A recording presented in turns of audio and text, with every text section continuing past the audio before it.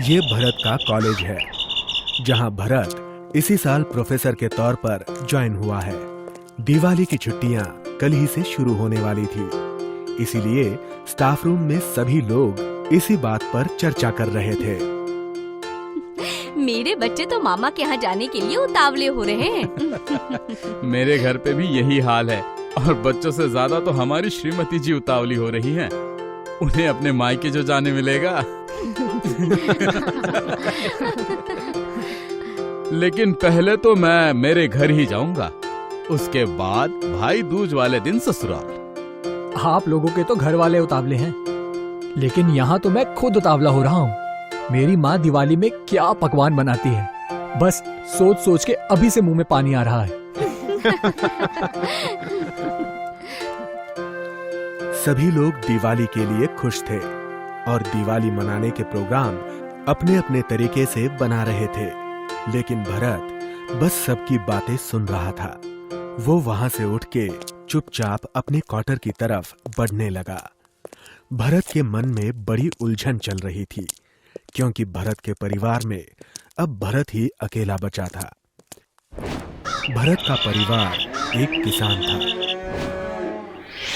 उनके इलाके में सन 2000 से लेकर 2004 तक अकाल पड़ा था। उसी दौरान भरत के छोटे भाई और बहन बीमारी में समय पर इलाज ना मिलने की वजह से एक के बाद एक चल बसे थे। 2004 में लगातार चलते अकाल और कर्जों के बोझ से परेशान होकर भरत के पिता ने आत्महत्या की थी। तब भरत महज 9-10 साल का था। पिता के गुजर जाने के बाद माँ ने किसी तरह भरत को पाल पोस कर बड़ा किया।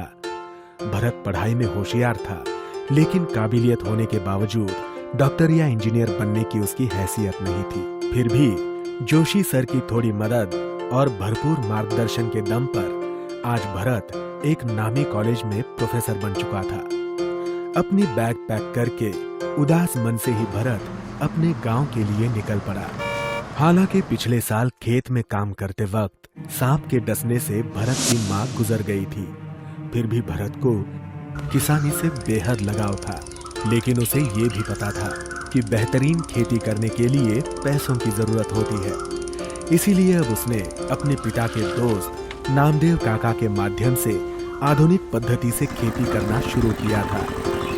भरत को इस बात की खुशी थी कि उसके माँ और बाप जैसे चंद गरीब लोगों को उसने रोजगार दिया था। अरे बेटा, कब आए तुम? थोड़ी देर पहले आया हूँ काका। मुझे पता था आप यही मिलेंगे, तो आपसे मिलने इधर ही चला आया। बहुत बढ़िया किया बेटा। और तुम्हारी नौकरी कैसे चल रही है? अच्छी चल रही है। कॉलेज कैंपस में ही क्वार्टर मिला हुआ है, तो ज्यादा दौड़ भाग नहीं होती। बिल्कुल आराम से चल रहा है सब कुछ। बस अकेले रहना थोड़ा सा अजीब लगता है काका। अरे बेटा, मेरी मानो, शादी कर लो। तुम कहो तो कहीं बात चलाऊं मैं? अरे नहीं काका, शादी का 1-2 साल के बाद देखेंगे। मेरी कई पुश्तों ने इस खेत में मेहनत की है, अपना पसीना बहाया है। ये खेत उन्हीं का आशीर्वाद है, और यही आशीर्वाद मैं इस खेती की उपज के जरिए ज्यादा से ज्यादा लोगों तक पहुंचाना चाहता हूँ। वाह, बहुत ही अच्छे विचार है बेटा। वैसे हमारे साथ काम करने वालों में से किसी को कोई तकलीफ तो नहीं है ना काका? अरे तुम्हारे रहते किसी को क्या तकलीफ हो सकती है बेटा? ठीक है काका, मैं चलता हूँ। जाके जोशी सर से भी मिल लेता हूँ। ठीक है बेटा, लेकिन रात को खाना खाने के लिए घर आ जाना, किसी होटल वगैरह में मत जाना। जरूर काका। अब भरत जोशी सर से मिलने उनके घर आ पहुंचा। भरत को देखकर जोशी सर को बहुत खुशी हुई। जोशी सर से बातचीत करके चाय नाश्ता करके भरत अपने घर पहुंचा तो शाम हो चुकी थी। उसने अपने माता पिता की तस्वीरों के सामने दिया जलाया और अपने हाथ जोड़कर उनसे आशीर्वाद लेकर भरत नामदेव काका के घर पहुंचा। नामदेव काका के परिवार से बातचीत करते करते भरत ने खाना खाया और फिर रात को वो अपने घर पहुंचा। भरत जमीन पर बिस्तर बिछाकर सोने की कोशिश करने लगा, लेकिन उसे नींद नहीं आ रही थी। उसे घर सूना लग रहा था और सभी की याद आ रही थी। उसे बचपन में किसी जमाने में अपने भाई बहन और माता पिता के साथ मनाई हुई दिवाली की याद आने लगी। उन यादों में भरत खुशियां तलाशने की कोशिश कर रहा था। महज उस खुशनुमा दिवाली की यादों से ही भरत के दिल को सुकून मिल रहा था। पूरी रात भर उन यादों में भरत खोया रहा। सुबह होते ही भरत वापस अपने कॉलेज की ओर चल पड़ा। भले दूसरे दिन दिवाली थी, लेकिन फिर भी भरत कुछ ठान के घर से निकल पड़ा था। वो अपने कॉलेज वाले शहर पहुंच गया, लेकिन जानबूझकर उसकी आंखें रास्तों पर ऐसे लोगों को तलाश कर रही थी जो उसी की तरह अकेले हैं और इस शहर में बेघर हैं। उसने सोच रखा था कि इस बार की दिवाली वो इन्हीं लोगों के साथ मनाएगा। भले ही सीधे तौर पर उसके पास उसका परिवार नहीं था, लेकिन इंसानियत के नाते ही क्यों ना हो, वो अकेले, गरीब और बेघर लोग भरत के परिवार का हिस्सा थे। दूसरे दिन यानी दिवाली के दिन भरत तैयार होकर शिव मंदिर पहुंचा और दर्शन के बाद वो वहां से एक मार्ट में पहुंच गया और गेट के अंदर जाते समय वो मंजीरी से टकरा गया। ओह, आई एम सॉरी, मैं थोड़ा जल्दी में थी, इसलिए।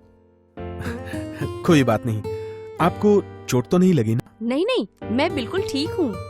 जी, पहले आप। Thank you. भरत ने मंजीरी को पहले अंदर जाने दिया और फिर खुद मिठाइयाँ और दिवाली के पकवानों के सेक्शन में चला गया। Excuse me. जी सर। दिवाली में गिफ्ट देने के लिए आपके पास दिवाली की मिठाइयाँ और पकवानों का कोई कॉम्बो वगैरह कुछ है क्या? है ना सर, 1.25 किलो से लेकर 5.5 किलो तक के कॉम्बोज अवेलेबल हैं। तो आप 1.25 किलो के 100 पैकेट्स पैक करा दीजिए। Yes sir. भरत इधर उधर नजर मार रहा था। इतने में सेल्समैन ने उसके सामने 2 ट्रॉलीज खड़ी कर दी। दोनों में गिफ्ट के पैकेट्स भरे पड़े थे। ये मैं बाहर टैक्सी तक अकेले कैसे ले जा पाऊंगा?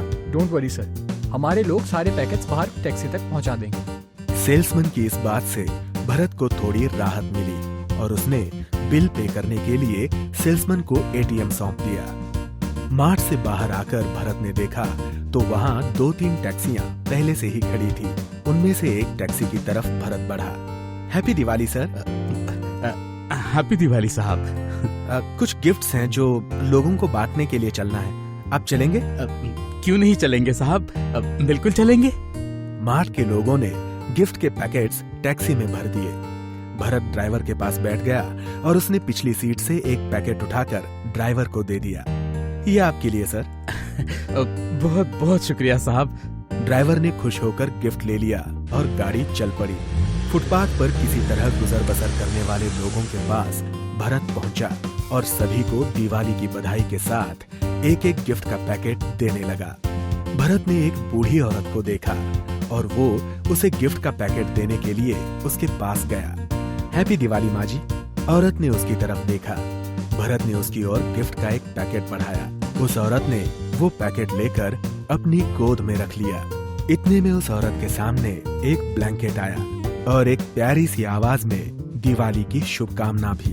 Happy Diwali aunty. भरत ने मुड़कर देखा तो वो मंजीरी थी, वही लड़की जो कुछ देर पहले भरत से मार्ट के गेट पर टकराई थी। बूढ़ी औरत ने मुस्कुराते हुए वो ब्लैंकेट लिया और उसने अपने दोनों हाथ आशीर्वाद के तौर पर उठाते हुए कहा, अल्लाह तुम दोनों की जोड़ी सलामत रखे।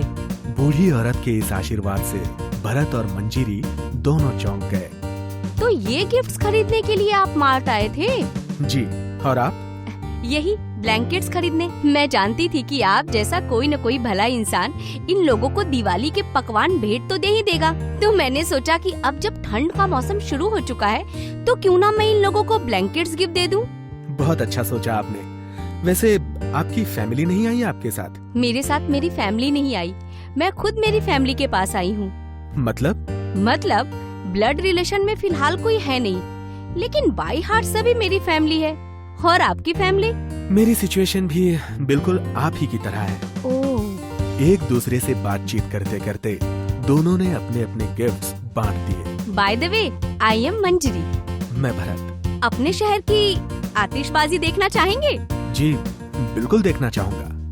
क्या बात है। भरत और मंजिरी के लिए ये दिवाली तो सच में खुशियों वाली दिवाली साबित हुई। इन दोनों को अपनी फैमिली मिल गई, और क्यों ना मिलती। हमारी भारतीय परंपरा में वसुधैव कुटुंबकम यूं ही नहीं कहा जाता। तो दोस्तों, जल्द ही मिलेंगे एक नई कहानी के साथ। तब तक आप अपना और अपनों का ख्याल रखें, खुश रहें, और हाँ, हैप्पी दिवाली।